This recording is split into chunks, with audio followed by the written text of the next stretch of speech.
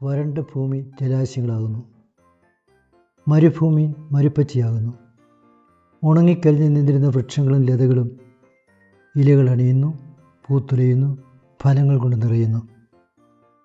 നമ്മുടെ ദേവൻ മനുഷ്യനായി അവതരിച്ച് നമ്മുടെ ഇടയിലേക്ക് വന്ന ദൈവപുത്രൻ നമുക്ക് അദൃശ്യനാണ്. പക്ഷേ അവിടുത്തെ സാന്നിധ്യം നമ്മൾ തിരിച്ചറിഞ്ഞുകൊണ്ടിരിക്കുന്നു. അവിടുന്ന് കടന്നു പോകും വഴി അന്ധർ കാണുന്നു, അഗതികൾ അഭയം കണ്ടെത്തുന്നു, ഭിന്നശേഷികൾ പരിഗണിക്കപ്പെടുന്നു, സ്വയമായി ഒന്നും ചെയ്യാനാവാത്തവർ ശുശ്രൂഷിക്കപ്പെടുന്നു, ഹൃദയവ്യഥ പേറുന്നവർ ആശ്വസിപ്പിക്കപ്പെടുന്നു. പരസ്നേഹപ്രവൃത്തികളിലൂടെ സുവിശേഷം അറിയിക്കപ്പെടുന്നു. അതെ, അദൃശ്യനായ ദേവനെ, യേശുവിനെ ഉൾക്കണ്ണുകളാൽ കാണുക, അതാണ് നമ്മുടെ ക്രിസ്മസ്.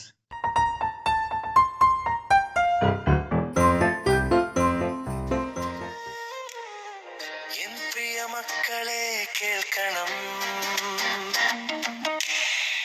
ഒന്നു മനസ്സിൽ കൂട്ടണം. തന്നു വന്നു വസിക്കുമെന്നോ നമ്മുടെ കൂടിലേക്ക് തന്നെ.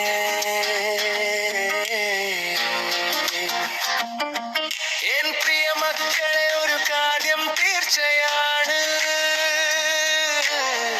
തനിക്കു വന്നു വസിക്കുവാൻ.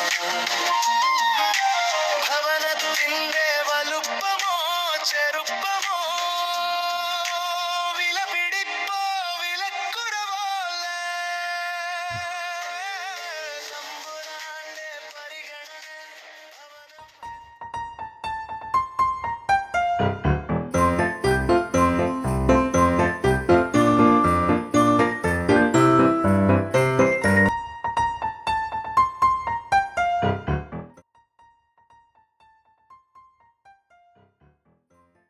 ത്തിന്റെ ഇടങ്ങളിലേക്ക് മനഃപൂർവം കടന്നു വരുന്ന ദൈവപുത്രൻ നമ്മുടെ പ്രത്യാശയാണ്. ഒരുക്കി വെച്ചിരിക്കുന്ന ഹൃദ്യമാ സ്ഥലമല്ല, ഒളിഞ്ഞിരിക്കുന്ന ഗുഹയാണ് ദൈവപുത്രൻ പിറക്കാനായി തിരഞ്ഞെടുത്തത്.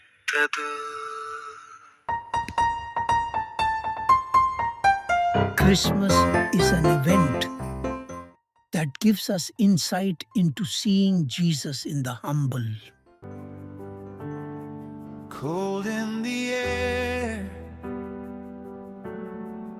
heaven's own glory, laid in a manger there. Not in a palace, not on a throne,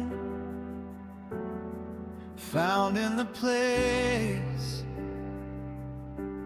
the poor call home. If God chose a cradle hidden from the crowd,